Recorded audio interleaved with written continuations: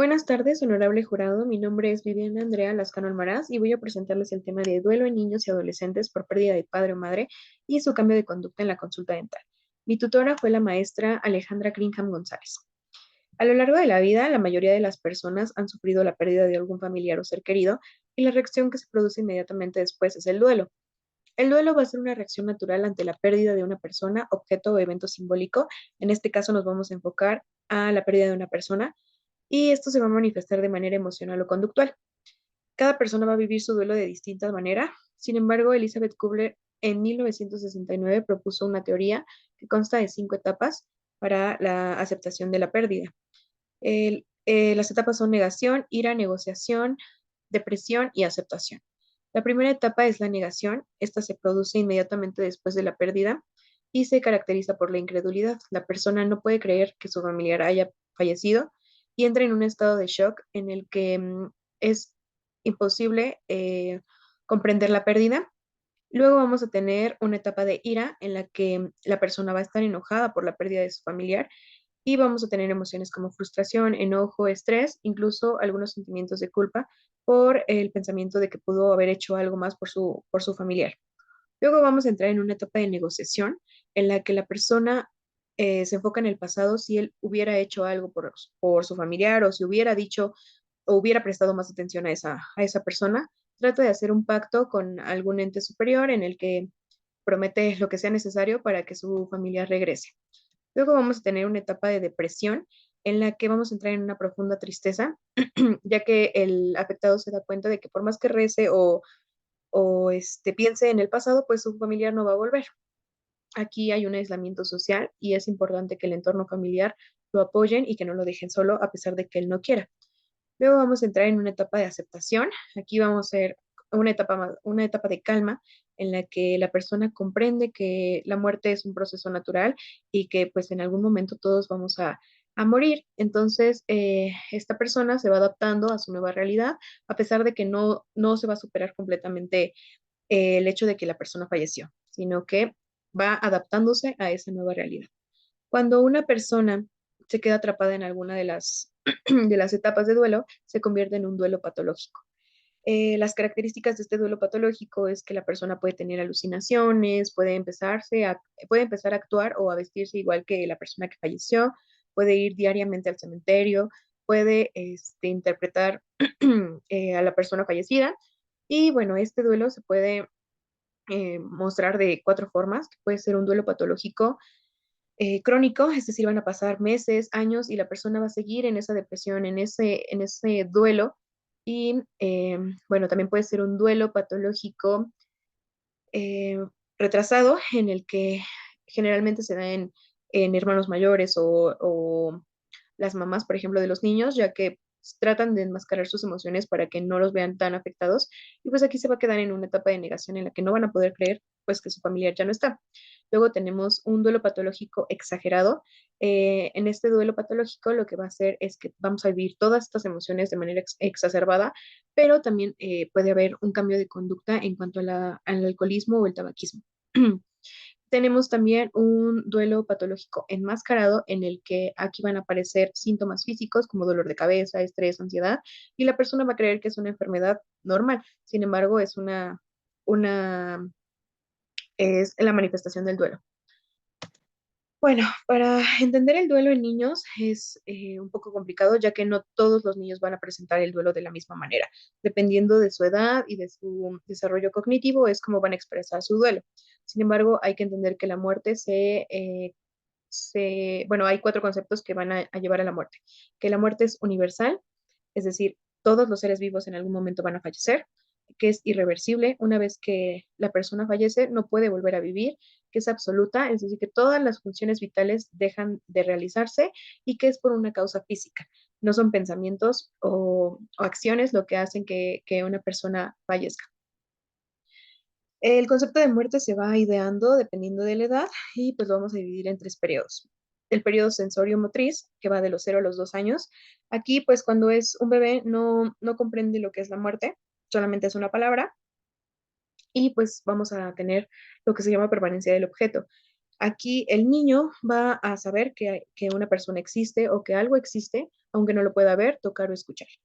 Luego ya un poquito más grandes, vamos a empezar ya a los 2 años, vamos a empezar con la interacción con el entorno, es decir, van a empezar a hablar un poquito más con sus familiares y pueden ir preguntando dónde está la persona que falleció. Luego tenemos el periodo preoperacional que va de los 3 a los 6 años de edad. Aquí vamos a tener lo que son las funciones simbólicas. Los niños van a empezar a crear imágenes en su cabeza de todas las actividades o las reacciones que tiene a su alrededor. En esta etapa aparece el concepto de muerte, pero como algo irreversible, perdón, como algo reversible en el que ellos preguntan cuándo va a volver esa persona. Luego tenemos el periodo de las operaciones concretas, que va de los 7 a los 10 u 11 años de edad. Y bueno, en esta edad ya tenemos que comprenden todos los conceptos de muerte. Ahí ya saben que la muerte es universal y incluso se llegan a preocupar más por su entorno familiar o por ellos mismos porque tienen miedo a fallecer. El duelo en los niños y adolescentes se va a mostrar de tres etapas, digámoslo así, que es la protesta. El niño va a llorar en todo momento porque está triste, porque quiere que su familiar vuelva y pues va a estar haciendo ese berrinche.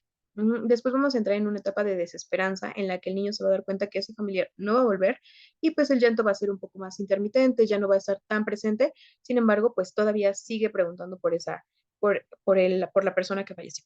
Y es un poquito más adelante cuando entramos en una etapa de ruptura de vínculo, cuando el niño empieza a familiarizarse más con sus compañeros de colegio, con sus familiares en general, y va perdiendo poco a poco ese vínculo emocional con la persona que falleció.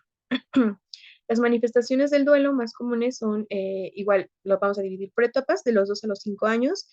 Bueno, a los 2 años todavía no comprenden ese hecho de que pues la muerte es solamente una palabra. Luego ya un poquito más de los 3 a los 4 años puede manifestarse como una regresión. El niño puede volver a mojar la cama, puede volver a succionarse el dedo o incluso puede balbucear como un bebé. En general, el miedo está presente en toda la etapa de la infancia, ya que pues tienen miedo al abandono o a la pérdida o incluso a que alguien en su entorno familiar bueno, fallezca. De los 6 a los 11 años, el duelo se va a mostrar más como a una agresividad. Pueden empujar a sus compañeros de la escuela, hablar bueno, culpar a otras personas, morderlos, empujarlos. Entonces, este duelo se va a manifestar un poco más, de manera más agresiva. Pueden sentir sentimientos de culpa, ya que a esta edad predomina el pensamiento mágico y pueden creer que ellos causaron la muerte de su familiar por medio de sus pensamientos. Es ya hasta la adolescencia en las que entienden que pues el duelo, perdón, la muerte se realiza por una causa física. En la adolescencia vamos a vivir el duelo un poquito más como un adulto, bueno, va a predominar el enojo y aquí tenemos que tener un enfoque en los adolescentes ya que pueden aumentar las conductas de riesgo o de autolesión. ¿Cómo nos afecta el duelo en la consulta dental? Cuando un niño acaba de perder a un familiar cercano, vamos a tener una depresión y un desinterés. Vamos a perder el interés por las actividades diarias. Si de por sí es difícil que los niños, aun cuando tienen a sus papás, se cepillen o hagan una buena técnica de cepillado, entonces ahora cuando están tristes y pierden ese interés por la limpieza, entonces no se van a cepillar, no van a hacer una buena técnica y va a aumentar la acumulación de biopelícula dental. Entonces vamos a tener mayor probabilidad de que tengamos gingivitis. El miedo pues va a estar presente en todo momento en los niños y hay que enfocarnos en edades de 2 a 5 años en los que el miedo bueno, lo que les provoca más miedo son los ruidos fuertes. Entonces vamos a tener el ruido producido por la pieza de alta, por ejemplo. Entonces tenemos que enfocarnos también en nuestro paciente cuando está en la consulta dental. Lo que podemos utilizar es material didáctico como la escala de, de Wong-Baker, en la que podemos darle una cartulina con esta escala que él nos vaya enseñando cómo se siente, que nos muestre, que nos señale el emoticón de cómo va sus emociones en la consulta. Y bueno, los niños van a tener, cuando acaban de sufrir la pérdida, van a tener mucho miedo al abandono. Va a ser difícil que entren al consultorio y que se separen de la persona que los acompaña. Y entonces esto va a afectar en la consulta, en la conducta más bien. La agresividad, pues vamos a tener una conducta desafiante. Si bien podíamos haber tenido a ese mismo paciente antes de esa pérdida y que era definitivamente positivo, después de la pérdida se puede volver definitivamente negativo en cuestión de minutos. La baja autoestima nos va a afectar más que nada en los niños de 8 a 12 años, cuando empieza la dentición mixta. Aquí, pues, los niños se dejan llevar por los comentarios que tienen de los niños que tienen a su alrededor y también por los cambios en la adolescencia. Los cambios en la adolescencia también tenemos que tener en cuenta que cuando tienen un duelo no resuelto o se quedan en alguna etapa de negación o depresión, vamos a tener comentarios como de que no están satisfechos con lo que realizan, de que no se sienten realizados o que no se tienen respeto por ellos mismos. Y cuando lleguemos a detectar alguna de estas conductas, tenemos que hacer una interconsulta con psicología para que podamos evitar algún accidente por autolesión o por consumo de sustancias tóxicas. ¿Qué más podemos hacer por nuestros pacientes? Podemos llevar a cabo algunas técnicas de manejo de conducta para que el niño se familiarice con el entorno del consultorio, que vaya perdiendo ese miedo.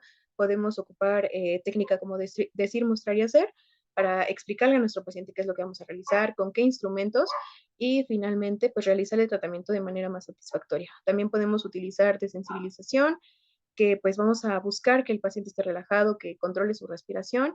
Si vemos que nuestro paciente está contrayendo las manos o los pies incluso, pues podemos descansar un poquito, darle un globo que lo infle, que lo desinfle. Esto va a estar, esto va a hacer que su respiración pues se controle y pues igual la ansiedad que está generando la consulta.